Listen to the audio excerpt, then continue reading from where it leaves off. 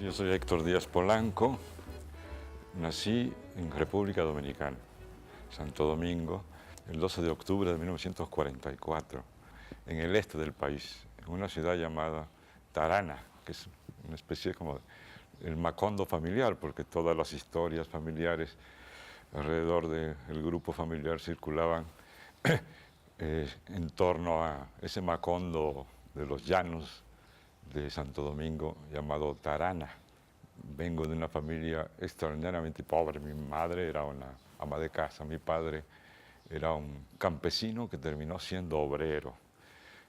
Trabajaba en la fábrica de armas, pero siempre con la vocación de ser campesino. En la primera etapa de mi trabajo antropológico, antes de dedicarme a los estudios étnicos sobre pueblos indígenas y finalmente autonomías, yo estudié la sociedad campesina. Y creo que eso me viene de esa influencia, porque trataba yo de entender esa vocación parcelaria, como le llamaban, de mi padre, pese a que era algo totalmente inviable desde el punto de vista económico.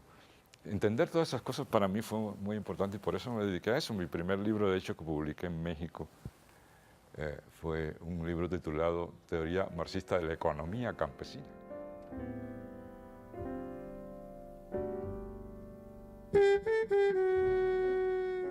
Al llegar el momento de ir a la universidad, el dilema era si podía estudiar, no si quería, sino si podía estudiar, dado que había que trasladarse a la universidad pública desde la ciudad en que vivía, el pequeño pueblo en que vivía, típico pueblo caribeño, a la capital para asistir a las clases, ¿no? En aquella época solo había esa universidad, la Universidad de Santo Domingo, que luego ya con el ajusticiamiento del dictador Rafael Leónidas Trujillo, se convirtió en Universidad Autónoma de Santo Domingo hasta el día de hoy, la UAS. Y en esa universidad no habían las disciplinas sociales que hoy conocemos. Estamos hablando de 1962-63. Yo entré en el 64 en la universidad, finalmente. Mi interés era la filosofía, la historia, los temas culturales, no todavía la antropología, que no estaba en mi horizonte. Al decidir por una de las humanidades, tuve que escoger la más cercana, digamos, a mi vocación, en el sentido de estudio social, que fue la Facultad de Derecho. De esa manera que yo estudié Derecho, pero el haber llegado a la universidad para mí fue un triunfo especial, porque yo durante casi todos los semestres asistí a las clases de aventón, de ride. Algunos días tenía suerte y me dejaban cerca de la universidad y caminaba las cuadras para llegar a la universidad, y otros días regresaba a mi casa derrotado porque nadie me daba bola, aventón. De hecho, yo me daba cuenta de que al final iba a ser derrotado, pero ocurrió un acontecimiento inesperado, un hecho político trascendental, una especie de cataclismo nacional, que fue que el 24 de abril de 1965 hubo un levantamiento popular contra las fuerzas policiales y militares primeros dominicanas, a las que el movimiento popular, para sorpresa de todo el mundo, derrotó. Yo me quedé varado en mi pueblo sin poder participar en esto. De tal manera que lo que hice fue escapar, ya había iniciado el proceso revolucionario, e irme como pude, también con Wright, a bola, y me incorporé a la revolución. Una vez derrotadas las fuerzas internas, intervinieron los norteamericanos con 42.000 marines, de tal manera que lo que empezó como una revolución popular se transformó en guerra patria contra el invasor. Y eso duró desde abril de 1965 hasta septiembre de 1965, es decir, 6 meses.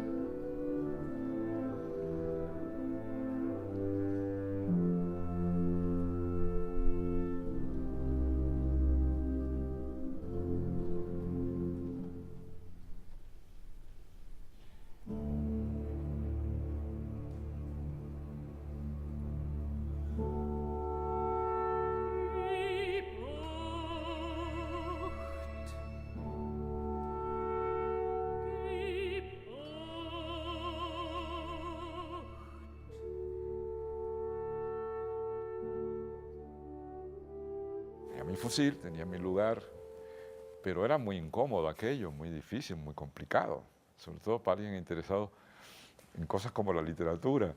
De tal manera que a mí me sirvió increíblemente haber adquirido previamente dos habilidades. Bueno, el hecho de haber leído bastante para el ambiente y la edad, y el haber aprendido a escribir a máquina.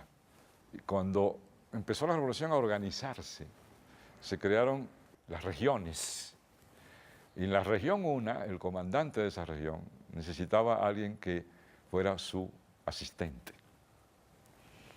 Recuerdo su nombre, en aquella época el teniente Sención Silverio. Y Sención Silverio hizo una especie de convocatoria entre los comandos. Y de todos los comandos fueron candidatos. Y yo gané el lugar. Pasé a ser el ayudante del jefe de una gran zona revolucionaria. En esos 6 meses, en la capital, yo hice un conjunto de relaciones sociales, políticas, de amistad, que me sirvieron luego para las actividades siguientes, porque terminada la revolución, yo seguí mis estudios, pero ya en otras condiciones, porque entonces yo podía conseguir trabajo. Entré al periodismo y pude entonces financiarme mis estudios e incluso trasladarme a la capital.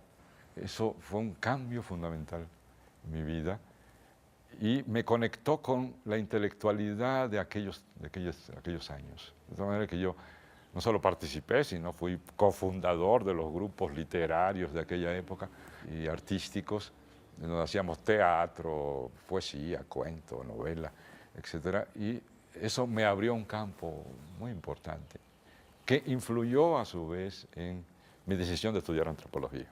Porque en el curso de los estudios sobre la literatura y cómo se originaba este mundo literario, sobre todo en el campo de la poesía, del arte pictórico, yo empecé a leer libros y caí con unos libros interesantes. Uno de ellos que recuerdo que me impactó mucho fue la lectura de un libro entrevista a Claude Lévi-Strauss, el gran antropólogo estructuralista francés, en donde él hablaba de un conjunto de temas sobre los grupos primitivos, el pensamiento salvaje, sus grandes temas, los sistemas de parentesco, las relaciones de parentesco, del arte primitivo o el arte de los pueblos indígenas de América Latina. Y esas lecturas me decidieron estudiar antropología. No lo podía hacer en Santo Domingo, así que finalmente con la combinación de mi deseo de estudiar antropología y de mis problemas con el gobierno por mis críticas en los periódicos a la presidencia, particularmente en esa época Joaquín Balaguer, que era el presidente, un hijo de la dictadura de Trujillo, tuve que abandonar el país para empezar a España y allí estudié antropología justamente. Recuerdo que hubo un caso muy particular, muy especial, que tuvo una gran influencia en esa decisión. Es un amigo, colega, Marcio Veloz Magiolo. Él me conectó con la universidad, con el departamento, particularmente con el que dirigía el aspecto etnográfico y de antropología americana, un antropólogo español muy conocido, Alsina Franz, que dirigía en esa época los estudios antropológicos americanos en la Universidad Complutense de Madrid. Una vez que yo concluí los estudios en España, mi plan era ir a estudiar a Francia, porque era en ese momento, con la presencia de los antropólogos estructuralistas, el núcleo, el epicentro de la antropología mundial. De tal manera que incluso me inscribí, fui aceptado para participar en uno de los seminarios laboratorios de Lévi-Strauss. Y cuando fui a Francia, era una época muy especial. París estaba llena de los revolucionarios latinoamericanos, que algunos de ellos abandonaban sus países perseguidos por las dictaduras. Era un hormiguero de gente de todas las latitudes del mundo. París era el ombligo de la lucha política, etc. Y este amigo, Marcio Veloz Magiolo, me escribió una carta diciéndome, inició un programa de maestría en México que resulta muy interesante. Es dirigido por Guillermo Bonfil Batalla. Creo que te conviene más estudiar en México. Mi opción era quedarme en Francia y convertirme en un estructuralista francés o de talante francés, o venir a México, estudiar antropología y convertirme en alguien que pudiera explorar el terreno latinoamericano, y particularmente mexicano, que en ese momento, como yo creo que en gran medida sigue siendo hoy el gran epicentro de los estudios antropológicos en el continente. Así que un tiempo después, en 1971, 19 de septiembre, arribé a México, y la persona primera que conocí, en el sentido de sentarme a platicar con él, no solo verlo, en México fue justamente Guillermo Bonfil Batalla, quien me recibió para entrevistarme a ver si podía entrar al programa. Así, esa fue mi llegada a México para estudiar antropología.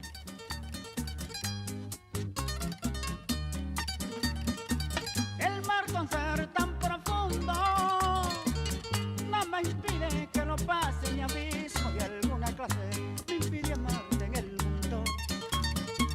Yo con mi amor te infundo y a todos se deben ser. Lucharé hasta no poder si te apartan de mis brazos y veo que nuestros lazos se llegarán a romper.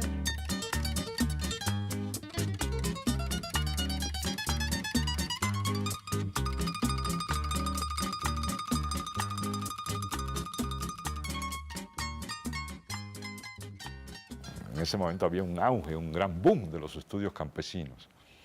De tal manera que mi influencia fundamental en ese momento no fue Bonfil, sino Arturo Ballman.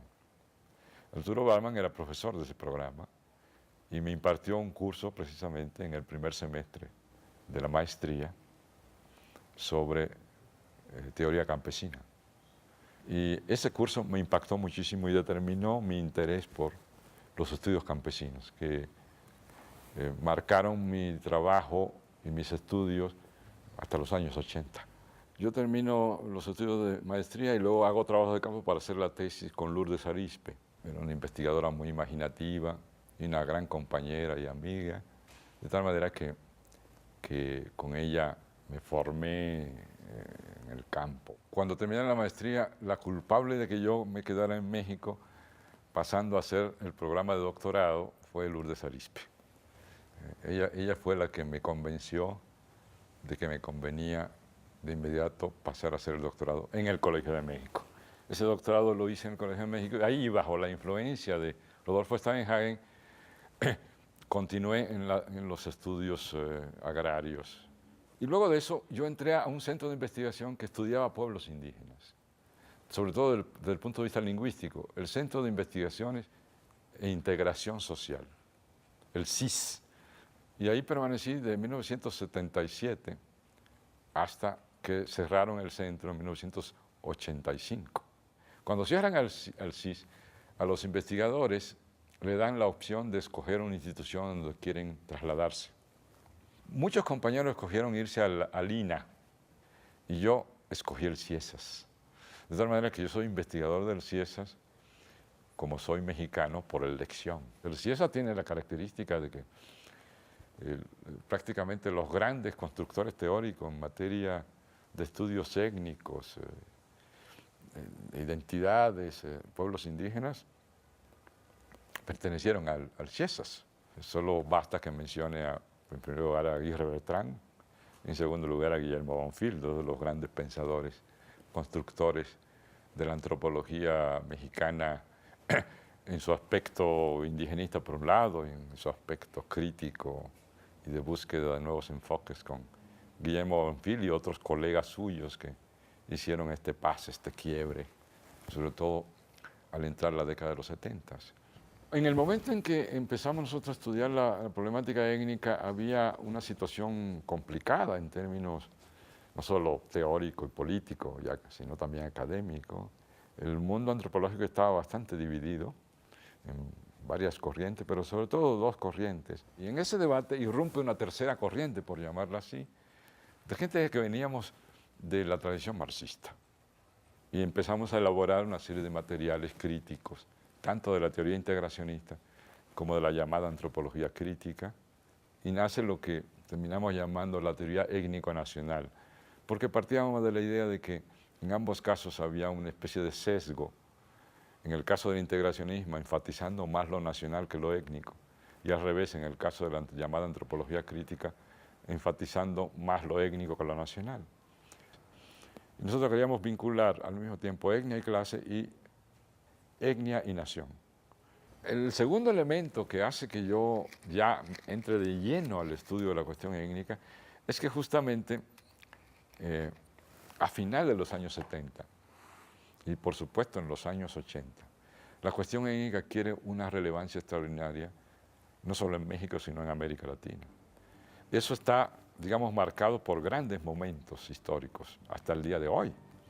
Por supuesto, el primer campanazo fue en 1979, con el triunfo de la Revolución Sandinista.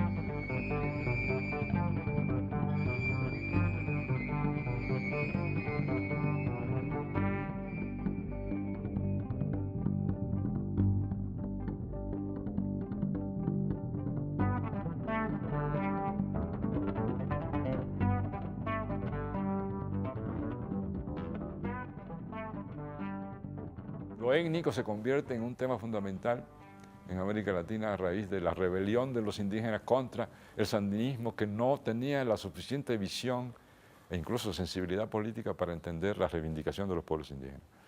Como sabemos, esto fue complicado por la intervención norteamericana con los Contra y otros procedimientos en el proceso nicaragüense, lo que lo hizo más complejo y más interesante. De tal manera que yo paso a trabajar con los nicaragüenses y termino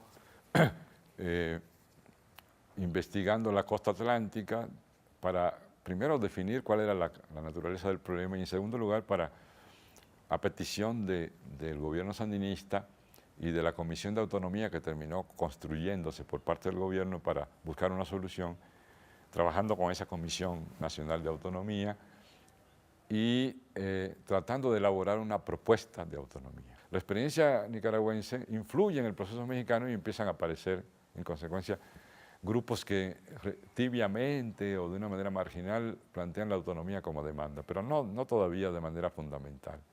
Esto se dará hasta el levantamiento zapatista de 1994, que como sabemos puso en el centro de la demanda de estos pueblos y luego en el centro de la demanda de todo el movimiento indígena nacional y en el centro del debate público la cuestión de las autonomías, ¿no?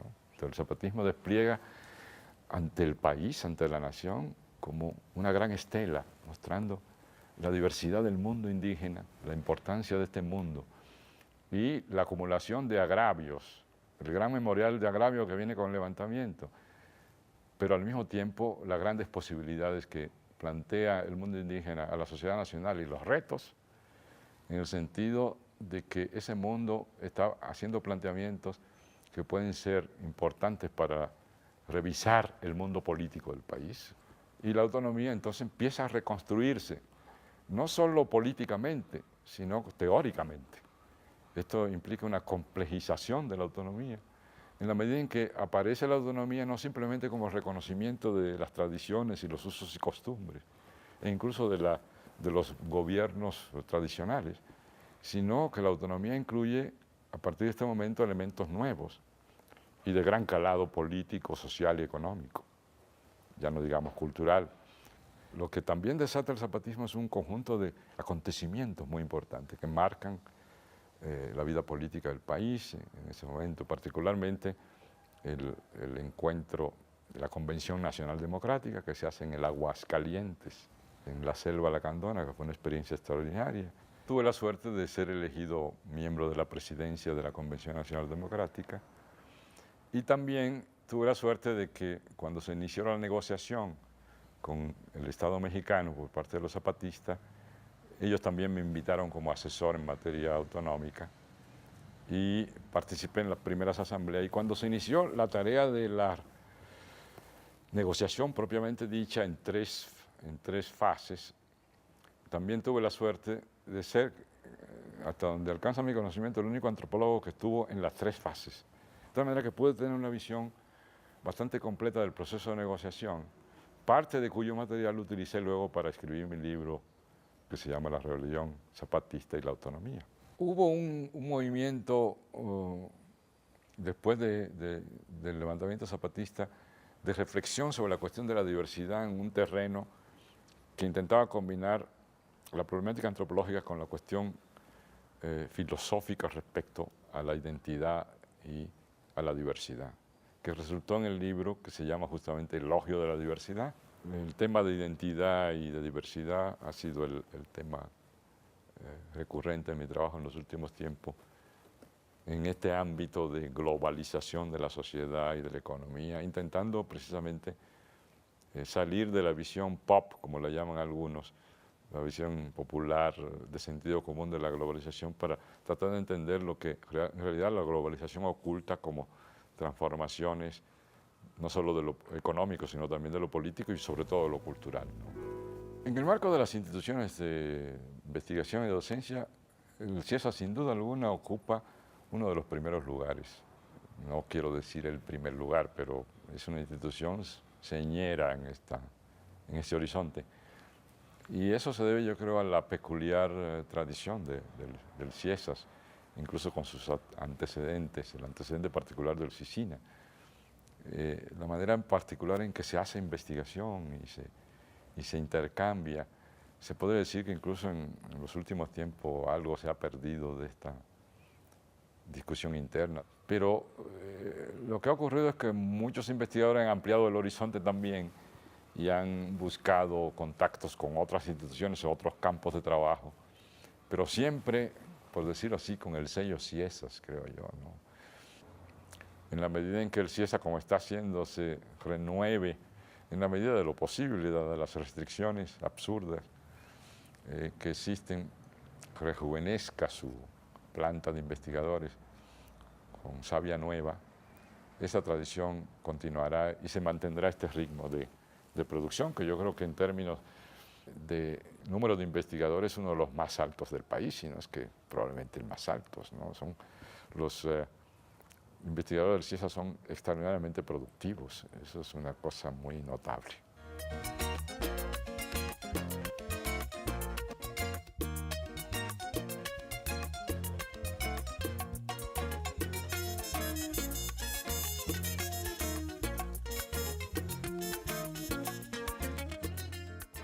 Para una persona naturalizada mexicana, creo yo que ocurre con cualquier naturalizado, hay un punto de quiebre. Es el punto en que ya viviste más años en el país receptor que en tu propio país de origen. Y eso ya me ocurrió a mí hace una década, de tal manera que yo creo que llegué a un punto irreversible, sin duda alguna. Mi campo de trabajo, mi país es México. Estoy viviendo desde hace mucho tiempo una especie de doble identidad, pero no conflictiva, porque por supuesto sigue uno añorando su país de origen, pero no de una manera angustiosa, ni percibida como una contradicción personal. Al contrario, es una riqueza que mantengo de lo que puedo llamar mi dominicanidad, y que articulada con mi mexicanidad me da mi perfil personal y estoy muy contento de ese perfil.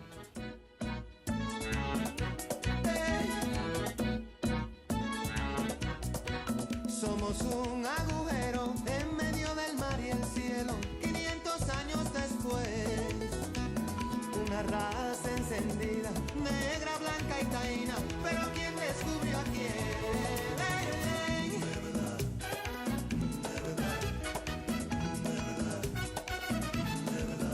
Ay, el costo de la vida